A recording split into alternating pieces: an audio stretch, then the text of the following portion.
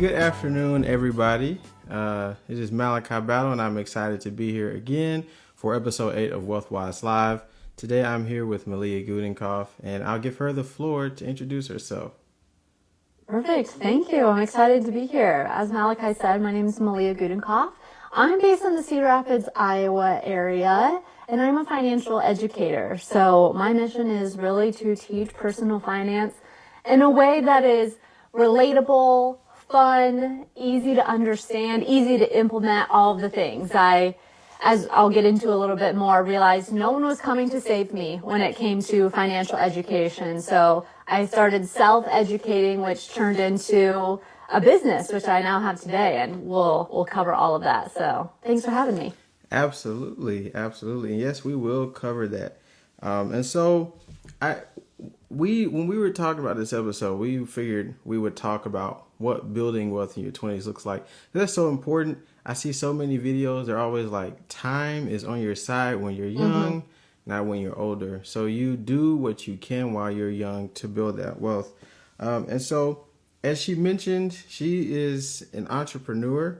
She has her own business. She's also an adjunct professor and a content creator. So she's mastered in some ways how to build different streams of income. And so, yeah, let's get into it. So can you tell us about the beginning parts of your career and kind of what got you into finance into the first place? Absolutely. My origin story is my senior year of college. I had a great job lined up at an aerospace engineering company I was very excited about, and I realized, wow, okay, this is the first time I'm going to make money, real money for the first time in my life. Yeah, I know nothing besides I should save. Like, that was the extent of my financial education. And Malachi, the crazy thing is that at the university I went to, I studied finance. I graduated with a degree in finance. And everyone says, oh, that makes sense, how you got here. And it's pretty bewildering, but I did not learn much about personal finance in that track at all. It was all very corporate oriented. And so I still, with a finance degree, knew very little about personal finance, but I saw these advertisements on campus, these flyers of a guy hosting free financial literacy classes in the student union or the library on Monday and Wednesday nights. And he was just a guy from the community who is passionate about teaching financial literacy. And so I started going to those classes thinking, that seems like a resource that's maybe here at college and I wouldn't find out in the real world. So I should take advantage of that. And for lack of a better word, I became obsessed with the information that I was learning from his classes. And I started taking to books. And I started implementing, even with the $10 an hour that I was earning on my on-campus job, things that I had started to learn. Budgeting, creating a debt payoff plan, saving, of course, all of this. So as I graduated and I went into my corporate career, I hit the ground running, I really feel like, because I had gathered all this education prior to that moment. And I started implementing what I was learning. I started having success. I paid off $20,000 of my student loans, all of my student loans in 10 months. And at that moment, I decided to start a blog because I knew I was really passionate about talking to other people what I was learning and doing in hopes that they might learn something new. Right. And so I created a blog at that milestone of paying off my debt, and I called it Little Miss Finance because I wanted to talk about money in a way that was female and young and fun and everything different than the standard financial industry that you think of. So that was the beginning of Little Miss Finance in 2019, and it has continued to grow from there. But I'll stop and take a breath at that moment. That's kind of how I got to here. It was a little bit of a journey, but I couldn't imagine my life playing out any other way now. Yeah, that's pretty amazing. So you got a taste for personal finance in college. So that way, by the time you were, entering your career, you already had an idea. I had the same perspective as you. I was like, I'm going to get my MBA. It's going to teach me how to do business and how to be an entrepreneur and learn about money. And then I go through the whole program and I'm like, man, I have learned a lot. I won't say that I didn't learn a lot, but not about personal finances. And to get into why I started my podcast is because I'm going to work for the first time and I'm having to make all these decisions. I'm like, whoa. I've heard about these, but I don't necessarily know what decisions that I should make. And I figure that there's probably, given that me and you've had a similar experience, a lot of people had that same experience. And you just really come to find out that personal finance is not something that is really taught. It's something that you have to, intentionally dive into and learn about. And so you kind of touched on it a little bit, but you said that you started a blog. So what pivoted you from, okay, I'm doing this for me, let me figure this out, to, okay, now I want to help people? That's a really good question.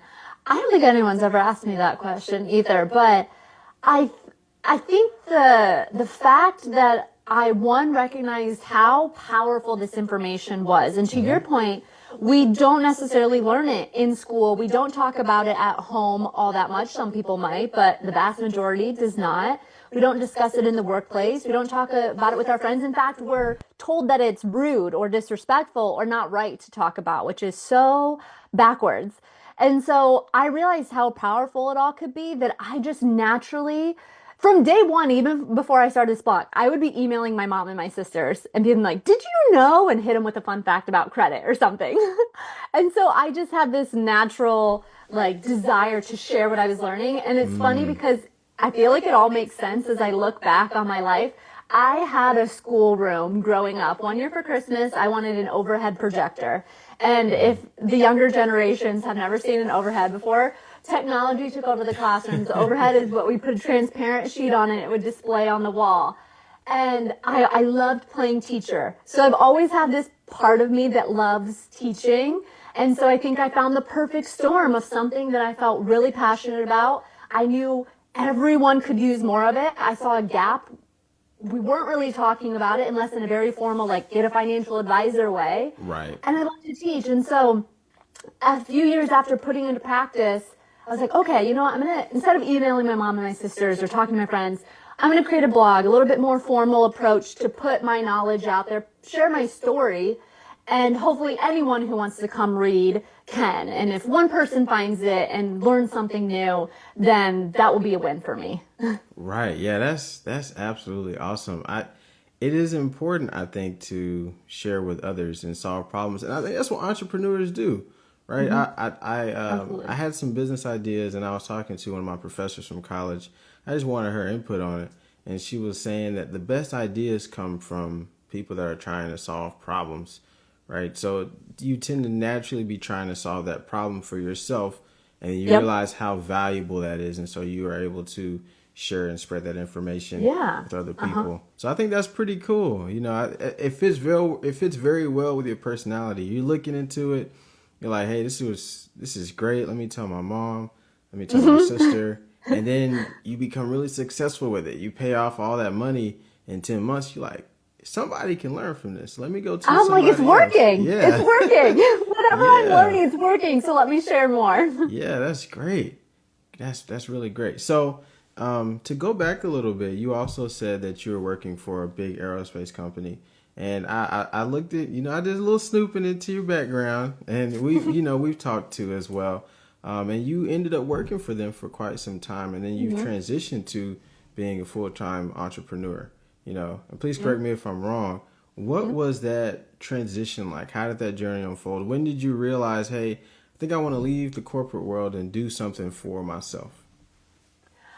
It was such a scary decision, but in hindsight, I realized, oh wow, why was that so? The world is ending type decision, but it was really scary. When you have something that's stable and secure, and it's all you've ever really known, right? My parents aren't necessarily entrepreneurs. I've watched them work in a school and for a telecommunications company, so they've had that stability more or less. And it was, again, kind of this perfect storm of things. I worked for this company for 4 years, and I'm so thankful for my time there because it taught me so much, as well as gave me the opportunity to accomplish a lot financially. And everything from paying off my student loans started with that kind of end goal in sight of, hey, I have this thing I'm passionate about. I have no idea how to make money. I have no idea what it could be, but if I pay off my student loans, maybe I could then save more money or invest more money. And that could all kind of build that confidence to take that scary leap.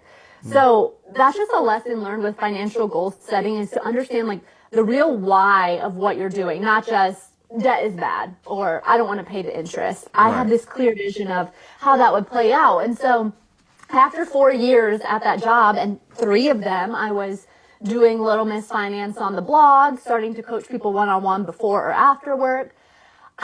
Simply put, I got to the point where I got sick of myself, sick of hearing myself talk about it and daydream about, oh, what could be if I took this jump? Yeah. I had this thing, I wasn't making a lot of money at all. But what I did do was then save up a lot of money, and I lived far below my means. And so I got to this point where I'd saved up enough where I could live for 1 year. If I didn't make a single penny, I have enough money in this account that I called quit my job, and I knew I'd give myself a year. And Wow, so yeah. I did that to have the financial confidence of making that leap.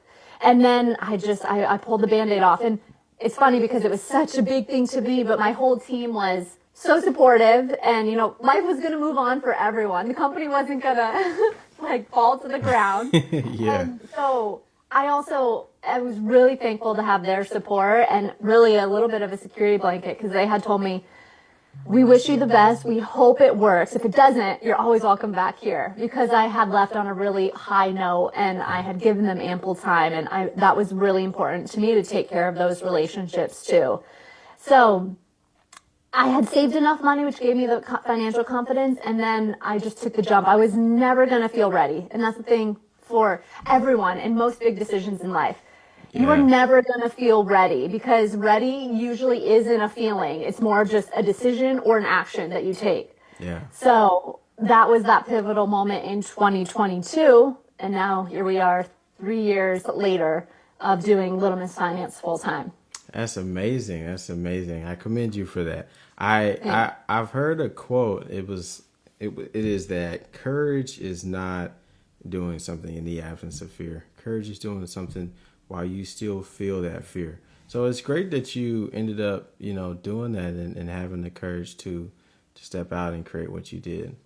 Yeah.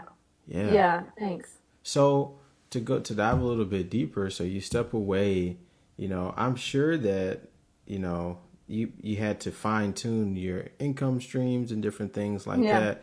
So what is Little Miss Finance? What has it evolved to be today?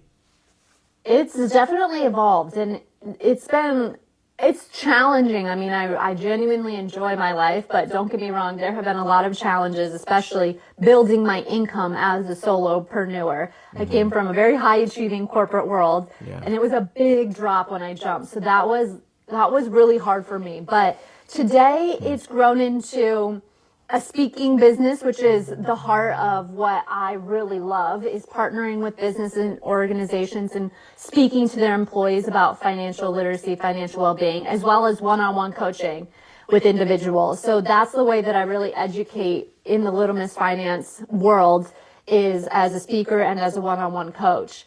As you mentioned, I also teach in a more formal setting at Kirkwood Community College. I teach personal finance classes and entrepreneurship classes as an adjunct instructor. And an adjunct is really a professional in their industry who teaches a class related Super to that cool. industry. So I'm not a full-time community college employee, that sort of thing. And then lastly is social media. I run my own social media accounts where I create content to educate, and I have grown into taking on different brand deals. And I also help another business with their social media account. So I have my hands in a few different things, a lot of Yeah. different income streams, which I really enjoy in this season. All of those things I find fulfillment in, and they stimulate me in different ways. And so that's the beauty of, I think, entrepreneurship, is that you can do whatever you want. You can make money however you want. There's You a million can. ways to make $1 million. And so that's kind of where I'm at right now. A lot of different things, but the heart of it all really being my passion for financial literacy, financial education, and using that to design and build a life that you genuinely enjoy. And I hope that I've been able to lead by example a little bit. Yeah, you absolutely have. I looked at your account and I was like, wow, she's really doing something here. And I think I've been reading this book. It's called Oversubscribed by Daniel Priestley. and he Okay. talks about creating an ecosystem. And so I think one of the things we can get into is breaking down the stigma of what entrepreneurship is and how you actually create wealth. It's more of an ecosystem of different ways to make money versus I have this one thing that I do and I offer, and that's the only thing that I can do. Like you're teaching, you're doing social media, you're running accounts, right? Yeah. You're Yeah. doing workshops, you're speaking to Yeah. people. There's so many different ways you can go about that. Yeah. Yeah, so that's very cool. It very seems like it's been very rewarding, right? It has. It has been very rewarding, very challenging, but very, very rewarding, and I'm thankful for that. Okay, so nice. So let's transition a little bit into building wealth in your 20s. So the meat and potatoes of this episode. So I would first like to ask you, what is your definition of wealth, and what does it actually look like in real life? Yeah. I just spoke to a group and I asked them the question of everyone wants to be rich, right? That's not a bad thing. I want to be rich, but like what does rich mean to you? Have you ever thought a little bit deeper? Like what does that look like in your real life? And I think that's such a powerful exercise. And you asking me, what's my definition of wealth? What does that actually look like is so powerful, because otherwise we get caught up in this almost like hamster wheel of just trying to keep up with everyone and everything. Yeah. And we get to a moment where we look around and maybe you've made some good money in your life, or maybe you're at a certain age and you're like, what do I have to show? Or like, why don't I feel fulfilled? And so there's a quote that I share every time I speak, and so I can't help myself, but you have to define what success looks like for you, or you'll go broke chasing someone else's version of it. And exchange the word success with wealth or rich, whatever it is. And so to me, my definition of wealth is to have the freedom to travel when I desire, have the freedom to have control over my schedule.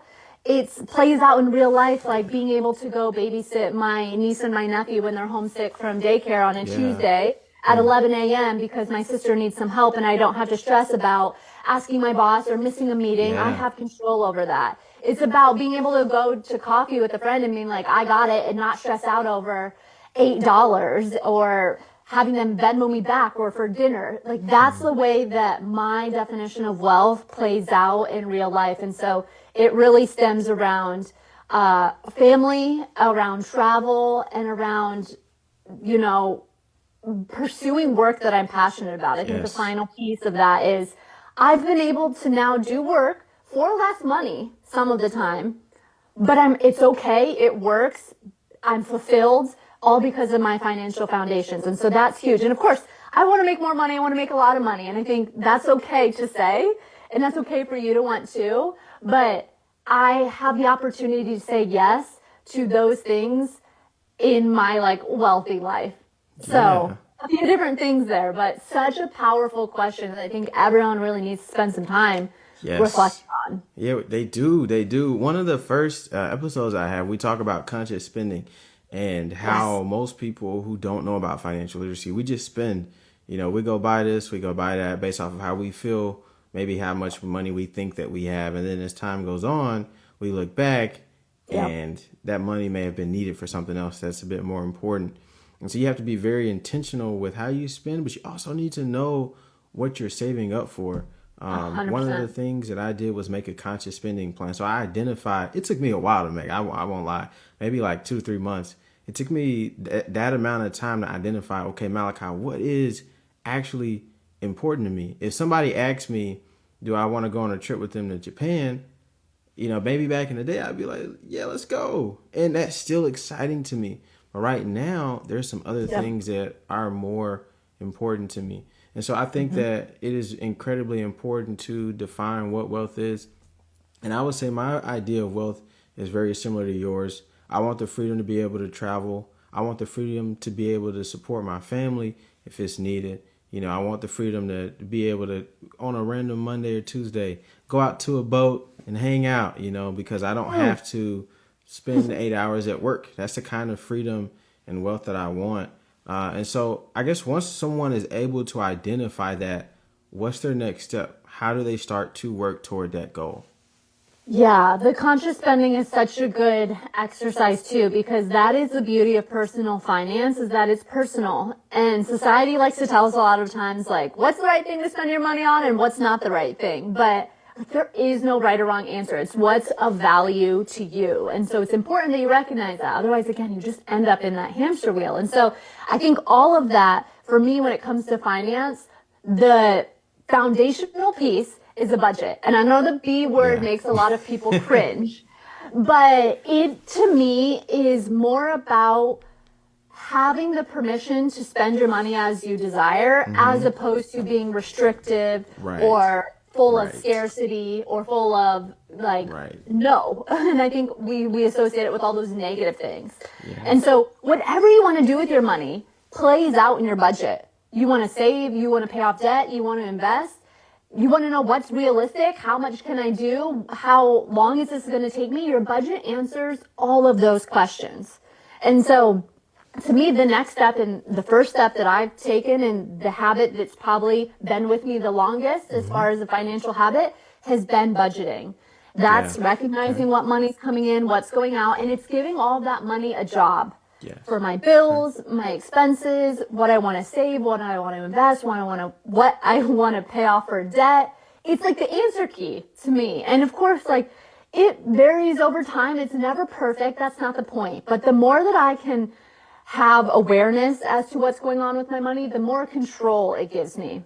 And so a lot of times people, when it comes to money and like the thought of budgeting or the thought of opening up their credit card statement and looking at it, it feels so overwhelming and emotional. And that's so valid. That's so fair. A lot of people relate. But avoidance amplifies that anxiety.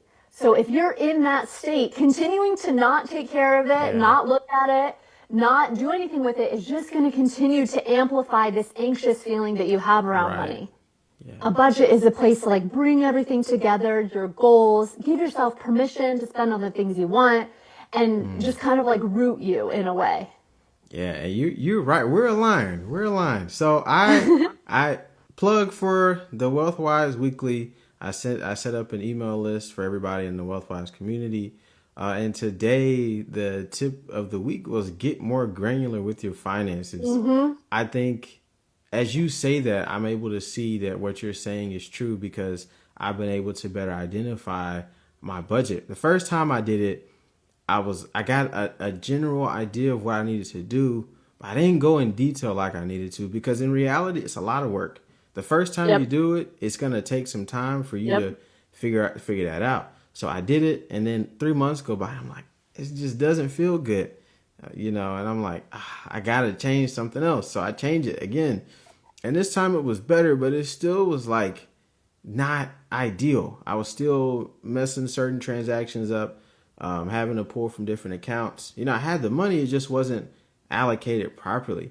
And then this last time I did it, I was like, oh my gosh, I did not want to do this, but here we go. And I went down and I spent a week going as deep as I can, getting as granular as I can. And since I have made that change, it feels like I'm working with a new budget. It feels like I have like all of a sudden just way more money. And I realized like, okay, now coming off of this month, some of the budgets that I made, I didn't end up spending all that money. So now I'm seeing new pathways. Oh, I don't spend this money. Let me throw that in my investment account. Oh, let me give this as a gift to somebody that I care about. Or maybe let me put this into a savings or, whatever I want to do with it. Because now I have this flexibility,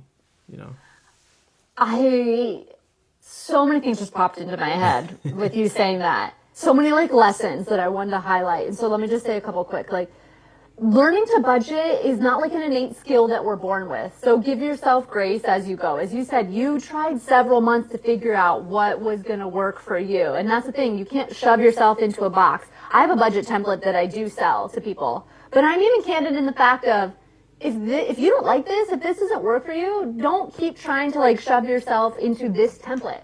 There are a million other tools. And so I don't play soccer. If I went and tried to play soccer today, like, of course I'm going to be bad at it. I've got to practice. I've got to put in the effort. Like, it's going to take time. So know that. And it is difficult, like candidly speaking. Yeah.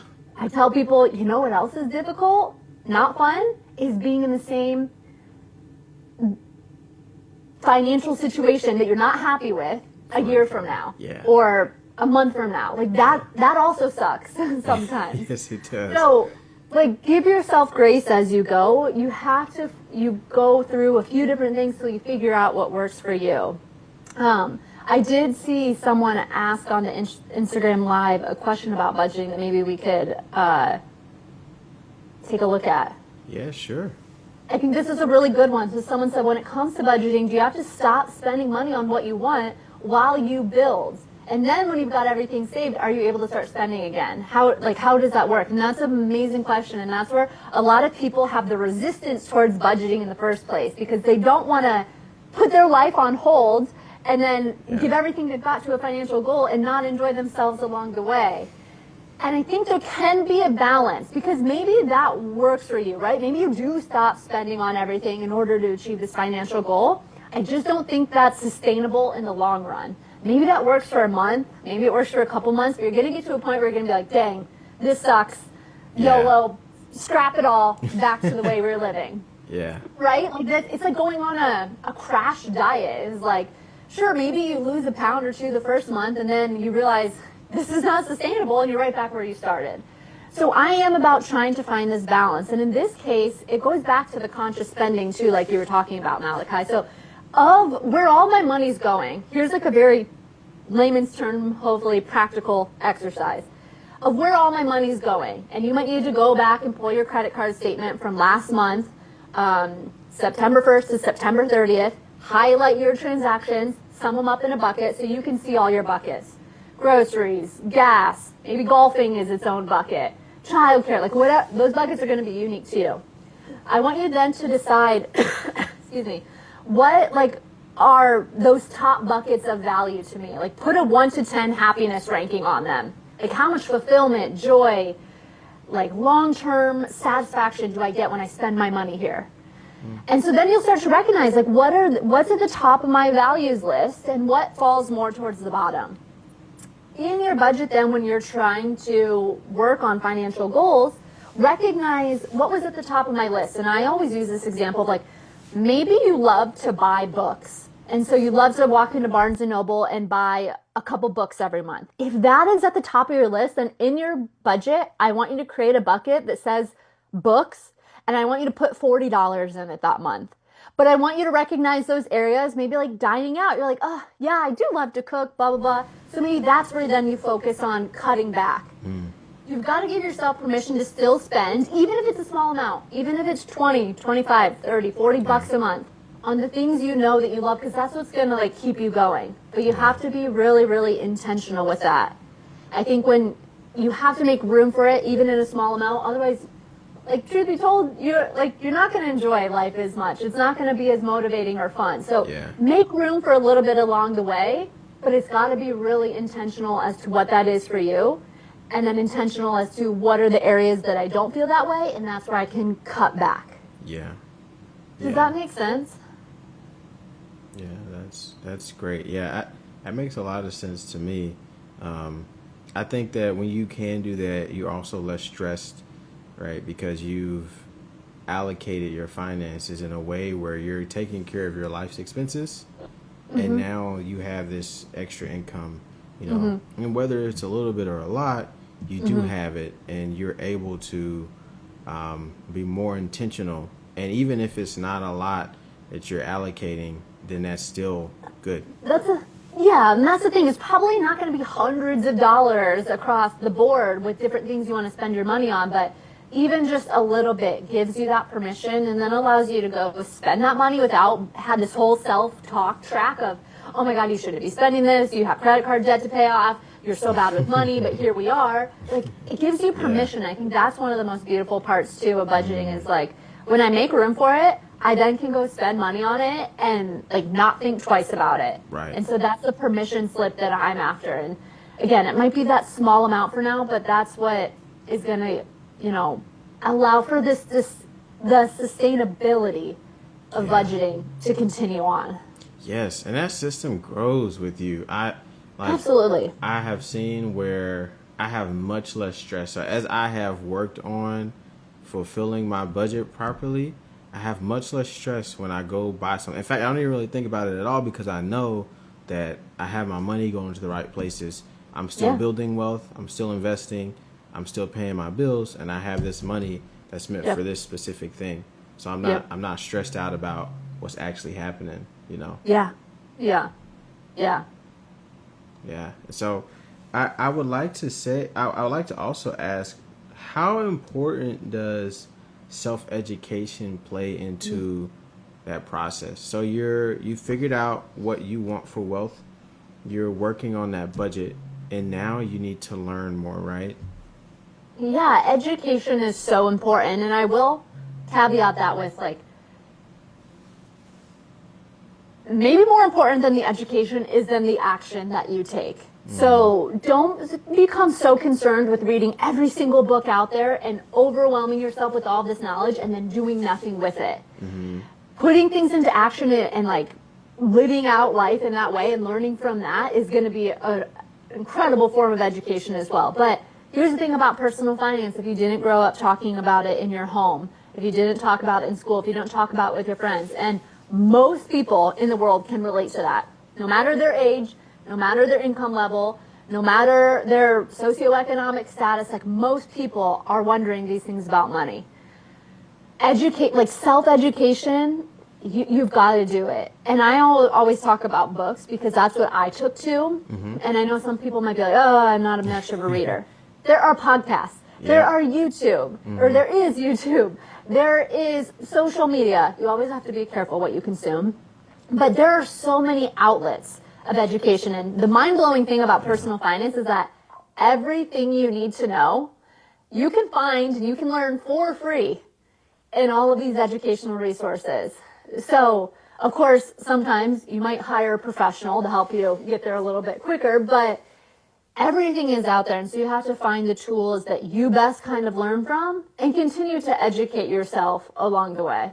Yeah. But more importantly, take action. Right, you got to take action. So I was watching this YouTube video, and this guy was saying in your 20s, you are switching from constructive formal education. You've grown up to the point likely where you have been taught, K through 12. Yep. Maybe that stopped at 18 or 17 when you finish high school. But if you went to college, then that goes up into, 21, 22, sometimes even later 20s.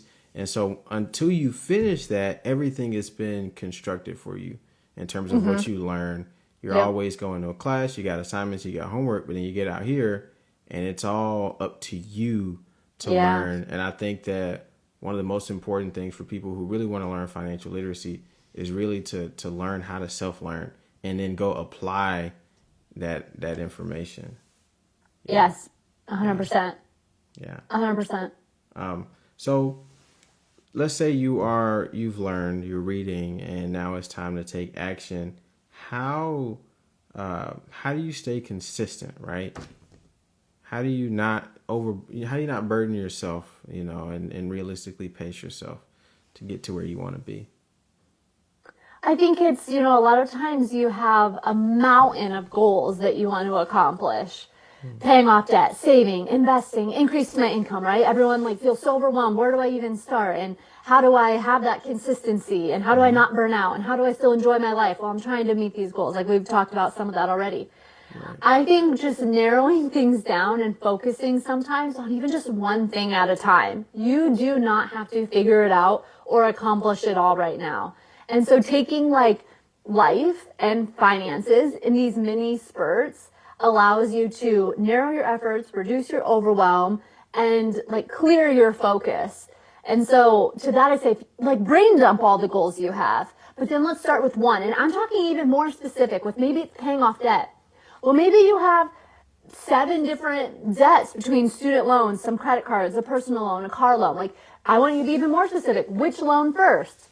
And then I want you to reverse engineer. Okay, if that's $1,000 credit card and I want to pay it off in 3 months, with this interest rate that I have, put it in a debt payoff calculator and figure out what does that mean I need to do this month?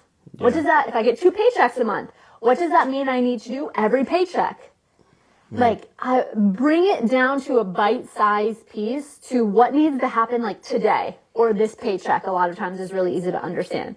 So now you've gone from I have all these financial goals to like, here's what I need to do today. And that's usually a much more actionable step that's easy to comprehend, easy to do than the overwhelm of just feeling like I've got to figure it all out.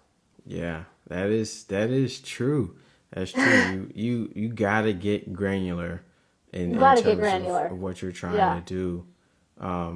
So have you heard of the snow and avalanche methods? The snow, Yes. What are your thoughts on that in terms of how you can pay off debt? The snowball and the avalanche method are two different ways to prioritize what debt you want to pay off first for the listeners who might not have heard this before. It's organizing your debt in terms of prioritizing the loan with the smallest interest rate first, highest interest rate first, or the smallest balance first. The avalanche is focusing on interest. Snowball is focusing on balance.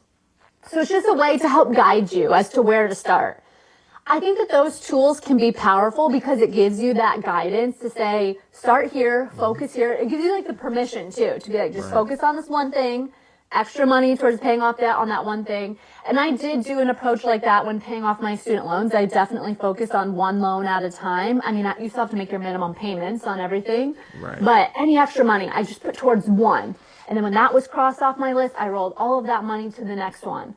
So I think the momentum can really help taking an approach like that, as well as just having a more clear approach instead of, again, just like I'm trying to pay off debt and throwing a little bit of extra money everywhere, like at random times and feeling like you're not getting anywhere. I think the narrowed effort and focus helps quite a bit. But as far as like which one is right, which one is wrong, like I don't think there's a case for that. It's really just what you feel like best fits for you. Yeah, which is the case with most finances. It's not personal. Yeah. Personal finance is personal. Yeah, that's what makes it challenging. It's not a one size fits all. Okay, so shifting gears a little bit, you got some videos where you go around town and you find things that are affordable. You find deals. And different things like that. How important would you say it is to have a mindset to look for certain deals and to get the most out of your money? I think in general, it's like important to be conscious of where you're spending your money and on what things.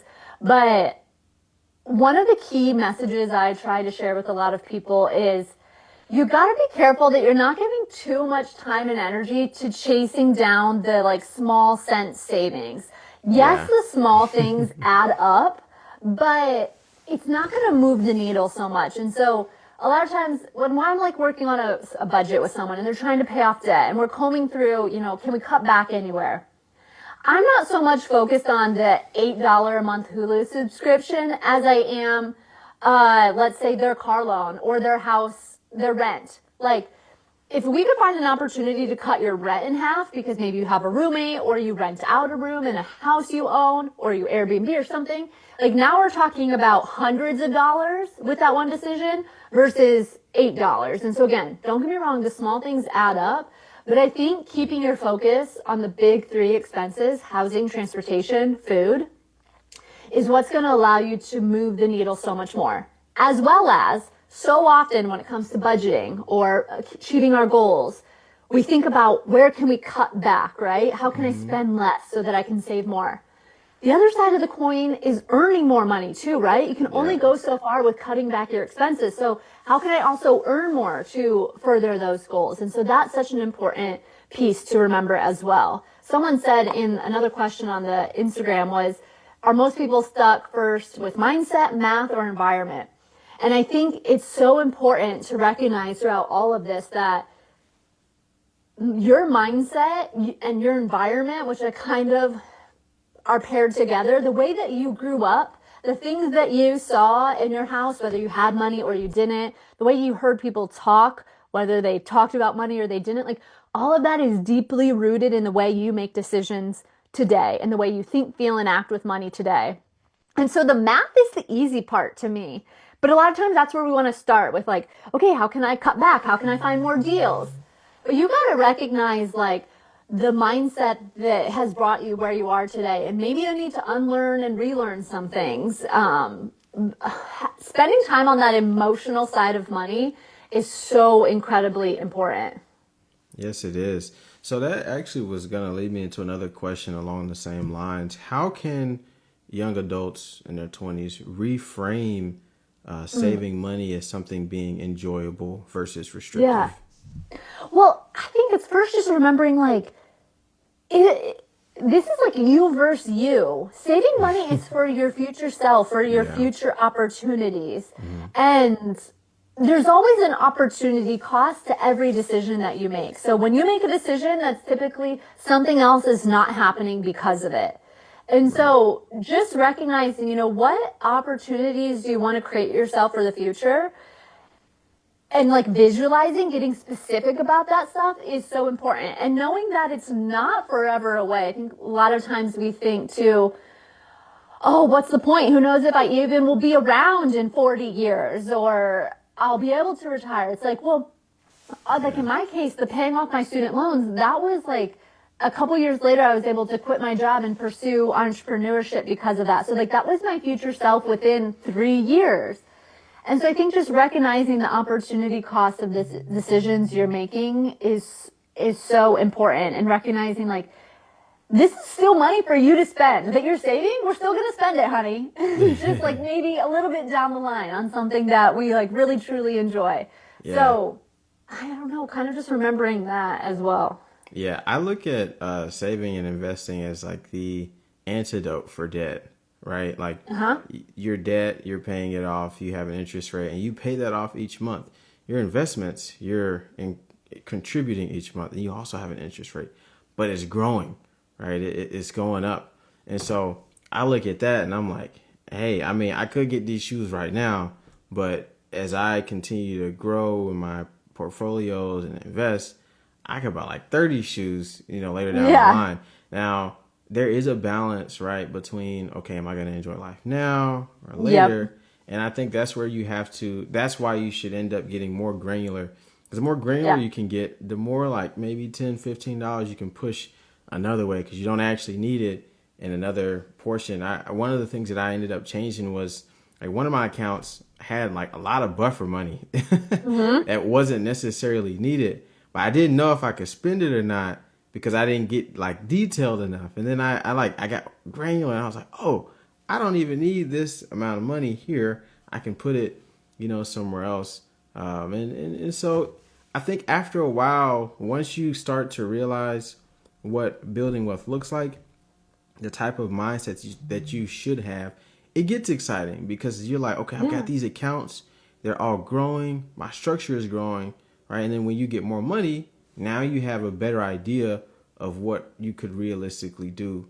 Any thoughts on that? No, it's good. I relate completely. I operate out of my checking account, kind of, I think what you were alluding to, like not with a lot of money because I'm so intentional with like, I'll have, 6 figures invested or saved somewhere else, but like $1,000 in my checking account because to me it's mental too. Like one, I know exactly where this money is going, and two, I'm so confident that like something's not gonna happen where it puts me in a bad spot. But I know like mentally, if I have $7,000 sitting in a checking account, like I'm going to look at that and be like, oh, I have money to spend and I am going to do all these things and just not be as intentional. So I think the more you can wrap your arms around through budgeting and understand what you're working with, the more confident you can be in your decision making to be like, okay, yeah, I am going to save an extra $100 because like I know that's not going to set me over or allow me to run out of money at the end of the month. I'm confident in that.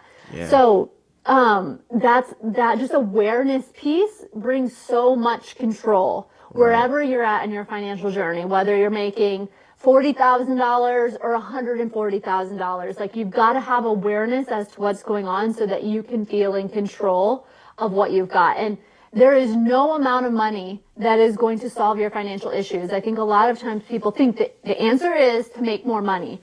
And again, don't get me wrong. I want to make more money. I want you to make more money. I want everyone to make more money. But you might find that you're going to be in the same not great financial position, earning 6 figures as you were, again, 40K or something, because you don't know how to manage money. Making money and managing money are two different skill sets. So you might be able to make more money, but it's not going to mean you magically understand how to manage it all now. And there are plenty of examples, from lottery winners to athletes to singers, that have made millions of dollars and wind up broke. Yeah, So, there are. yeah, to our point about education too, education prior to maybe earning more money or getting that raise, so you hit the ground running. Like, cannot emphasize how important that is enough. Someone asked again on Instagram, what's the smallest change that produces the biggest long-term wealth shift? And I think it's understanding that a piece of it, there's so many things that I'd like to say for that, but a piece of it is I have to take care of what I have today and manage that money in like the most responsible way, so that when more comes my way, I know what I'm doing with it and I hit the ground running. Otherwise, I'm just going to continue to chase more money and continue to get to this position of like, there's not enough of it because I'm not sure how to manage it. Right. So I might have gone in a few circles there. I'm sorry, but No hopefully worries, my no point worries. landed. Yeah, I think it did, most definitely. No worries at all. And we're about to get into the audience Q&A in a second, but before we do, let's do our quick fire segment. So these are three Okay. questions. They go back to back, and you have to answer them within 60 seconds or less. All right, so Okay. quick fire question number 1. What's a prominent wealth killer for most people in their 20s? Accumulating credit card debt, 100%. Yeah. Should I elaborate or are we moving on? We can leave it there. We can leave it there. I believe that. I've seen a lot of stuff about that. Okay. All these questions, I'm probably going to have 17 things I'd like to say. But credit card debt, to your point earlier about interest, I think it was like Albert Einstein or something said, he who understands interest earns it, he who doesn't pays it. And the amount of money that you pay in interest on credit card debt puts you in a hole that is really, really hard to bounce back up. And a lot of times, there are a million reasons why we end up here, but the more you can avoid credit card debt in your early career, early 20s, the more you will set yourself up for success. So it is one of the killers, wealth killers, I do feel like. I believe that. Yeah. Okay. Question number 2, quick fire number 2. Would you say people should create other streams of income in their 20s? I certainly think that it can help accelerate your goals 100%. Like, yes. But to what I was just trying to say a minute ago, no amount of money is going to fix your financial issues if you don't have a solid financial education. So until you figure out how to properly manage what you have, no additional streams of income, no more amount of money is going to magically fix things. So start with where you're at today, putting into practice what you're learning with what you've got today, so that you can then move on to that next stage, that more income, raise, additional streams, and really make the most of it. Gotcha. Great answer. Thank you. And quick fire question number 3. What's one action someone could take today to start building wealth? I know we haven't talked about it much, but I would say open a Roth IRA, start investing in index funds. A million things that you can do to start moving the needle to build wealth, but if you want to start earning interest, start seeing your money grow, invest it. And one of the simplest ways you can do it is a Roth IRA account and buying index funds inside of it. And I know that's open-ended because the investing conversation is a whole nother topic, but that information is out there. If you've heard it and you're like, interesting. I actually have a free guide of how to open your Roth IRA. If you go to my Instagram, you'll find that in my bio. It's free. You can download it. It will start to step you through these things. So want to start building wealth, start investing, even if it's with $10 a month. Mm-hmm. Yeah. I also, just a quick plug for my email community. I will be doing workshops in the upcoming near future. Amazing. And so we'll get to dive into some of these, but that's a great answer. Okay. Yeah. So now we are officially in our Q&A section, and after we get a few questions, we'll close out. But there was one. Your first question. Yes. Was if you had to rebuild your financial life from zero with no job, no followers, and no network, what would your first 3 moves be and why? That's a loaded question. From zero with no job, no followers, no network. I would start to, I think, given this scenario, try to immerse myself in the community to meet people, to build a network, to build job opportunities.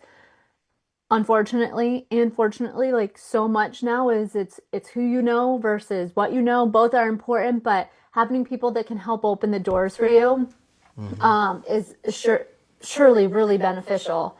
So definitely starting there, trying to build that network, to build opportunities for jobs.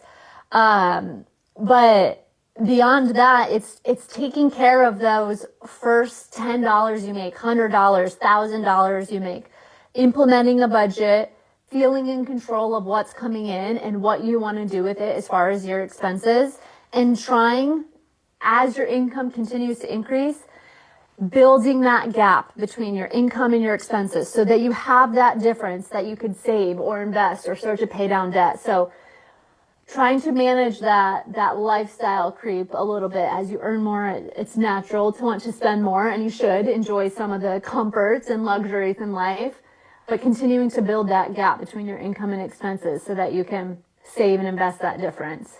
Yeah. And to go back to one of the questions, I know you said you wanted to say some more about it.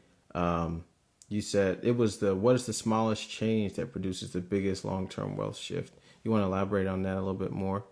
Yeah, I mean, again, another like amazing question that is very loaded. I think the mindset, the emotional side of money is so powerful. I hear people say all the time, I'm not good at finances, I'm not good at personal finances, I'm not good at math. And I think in the most loving way, I'm like, I'm hearing an excuse. You don't have to be good at math to be good at money. Like there, I said it. I truly believe that.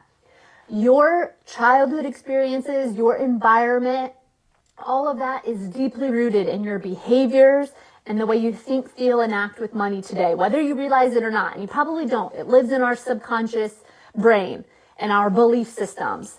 So understanding, recognizing that, starting to do some of the reflection and some of that work that is part of that will then allow you to step into that, really like abundance mindset, opportunities that come your way and allow you to start growing. So I think it's just like, don't write off how powerful the emotional side of money is. Otherwise, you're probably going to stay frustrated with a lot of things because you don't realize that's what's driving so much. Yeah.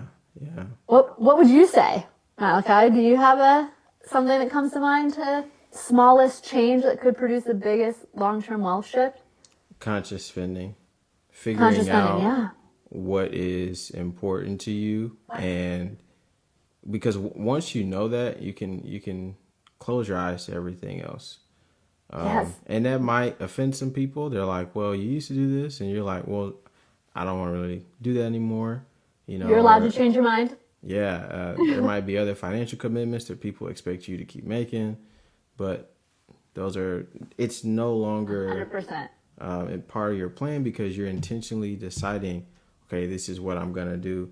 And then setting up the right accounts. Like, I think you could set up the right accounts in a day, right? Where you open up a high yield savings account, you open up an investment account, and then you just go in and set direct deposits.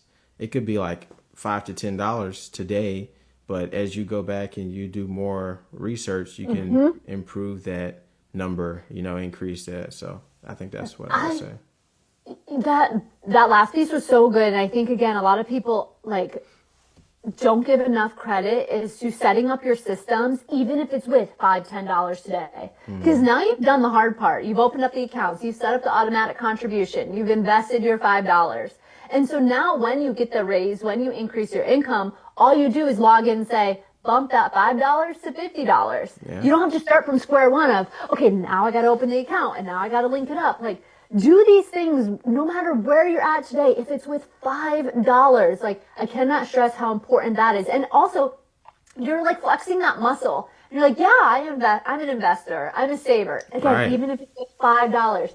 And that mental piece starts to come along with it. and you talk to yourself in that way. And so like, it should not be underestimated how powerful all of everything that we've been talking about can be with even a low income or like a minimal amount of money. Yeah.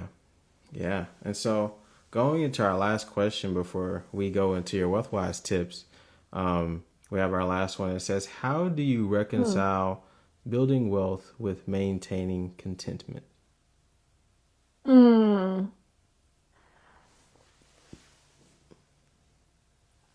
I think I'm wondering if this person is asking, like, how are you just trying to strike that balance between growing, making more money, building more wealth, but also being satisfied in a way of like not getting swept up and not understanding what enough is. Am I comprehending that right? Or how would you reword it? I think so. I think it's about that balance. Yeah, I think, to be honest, like we're all trying to figure out that balance forever, really. It is a scale that we're constantly trying to strike the perfect balance between. There's a book called Your Money or Your Life, and in it is this fulfillment curve, and it talks about the trade-off between your fulfillment in life increasing with the amount of money that you spend. And of course, the increase is as you spend more money, you have your needs met, you have a little bit of luxuries, but then there's this point of enough. And after that, the curve goes back down, meaning more money spent actually starts to then decrease your fulfillment. And so to me, I'm thinking about like, I'm always trying to strike that balance of like, what is enough for me? And again, I don't think it's wrong or bad or evil to like want more in life. That's natural. Want more for yourself, for your family, for your community. Like that's a good thing. Don't get it twisted that that's not right. But balancing what your values are. And so what does that look like to you? And this goes back to the very first thing I think we said when we started opening our mouths was conscious spending. What are your values? What's your version of wealth? Yeah. What's your version of your rich life? Yeah. And I'm like, seriously, open up a sheet of paper, a notebook, and write those things down. Yeah. Then talk about them with your partner or your friends. Like, you have to understand what your version of that is so that you can balance things. Otherwise, you're always going to be chasing your neighbor's version, your sister's version, your friend's version, and you're never going to feel that like satisfaction or fulfillment on your own. So be brave enough to maybe do things differently. Yeah, that's right. That's just so important. That's right. Thank you, Malia. And so now we'll go into your WealthWise tips. So given all the conversation that we had today, what will be your 5 WealthWise tips for the WealthWise Live guests? Okay, here we go. Number 1, I touched on. Focus on your big 3 expenses to move the needle. Big 3 expenses in most households' budgets in the U.S. Housing, transportation, and food. Those 3 expenses, figuring out how to maybe cut something in half in an innovative or creative way is going to free up so much more money for you to achieve a goal than it is chasing the small things. Again, the small things are important, but focus on those big 3s. I, in my own experience, have found that to be tremendously helpful, and I do attribute a lot of my success in my 20s to that. Number 2, talked about this a little bit as well. Budgeting is a permission slip, and it's about abundance rather than the restriction and scarcity. Yes, there might be a balance of, cutting back on some things, but it's still a permission slip for you to spend your money how you want, for you to be in control of that, for you to make the decisions as opposed to feeling like you're in a revolving door. That's the beauty of budgeting. Number 3, I'm just moving right along. Is this okay? Yes. Okay. Number 3 is to pay yourself first. Again, as we talked about, even if it's with $10, pay yourself first, whether that's a transfer into savings, a transfer into your Roth IRA. Again, you did not hear me say pay yourself first hundreds of dollars or 10% of your income or anything. Pay yourself first. Start to set up those systems, flex that muscle, even if it's with a small amount of money. Start training yourself. That's something you do. That's a non-negotiable for you. Right. You take care of your future self every paycheck. And then you'll start to believe that. You'll start to live that. Like, you don't undermine the change that can have. Number 4, we didn't get into investing too much, but it can be kept simple. Keep investing simple.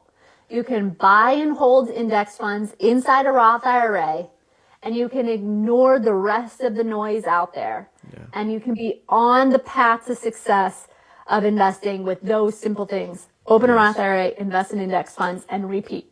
Yeah. Again, I have on my page a guide to help you do that. Malachi is going to be doing some more educational trainings, it sounds like. Either one of us, come consume our content and you'll learn how to do that. And the last one is to change your thoughts and you will change your life. The way that you talk to yourself matters. And I know that might feel like a little bit more wooey, or it's like, oh, I thought we were talking about money, like math, equations. But that emotional side, the way that you speak to yourself, the story that you tell yourself, our thoughts create our reality. Mm-hmm. So start to feed yourself a good narrative, a healthy narrative. Start to speak nicely to yourself. Half the things we say to ourselves, we would never utter or consider saying to a loved one or a friend or a best friend, right? So why in the world do we talk to ourselves like that? This past year have made a really conscious effort because I felt like I was really caught up in this cycle of comparing myself to other people, especially on social media, and feeling like, God, I'm not good at this. Look at what everybody else is doing and all these things, and I'm not made out for this. And of course, that's why I'm not making a lot of money, blah, blah, blah, blah, blah, blah. And I made a conscious effort to stop doing that because it was draining. And over this past year, I have seen a huge shift in my life, in my money, in my happiness. So do not undermine. Thank you. Do not undermine. Change your thoughts and you will change your life, I swear. So take care of you in that way. Those are my 5 that I've got. Awesome. Thank you so much, Malia. Thank you. I appreciate your passion. I can tell that this is important for you to talk about. So thank you for coming on today, talking about building wealth in your 20s, as well as, what led you to become an entrepreneur. And guys, you can find her account at Little Miss Finance right here on the bottom of the screen. Yes. And you can look at some of the things that she shares. Feel free to connect with her. I'm sure she's open to talking to you all. Absolutely. And please, yes. Yeah. And so, as usual, I'll go ahead and close us out. You'll be able to rewatch this episode on YouTube within about a week or so. And of course, I'll be posting some clips, quick fire segments, and the WealthWise tips on my Instagram page. And as always, master your money and secure your future. Peace out, y'all.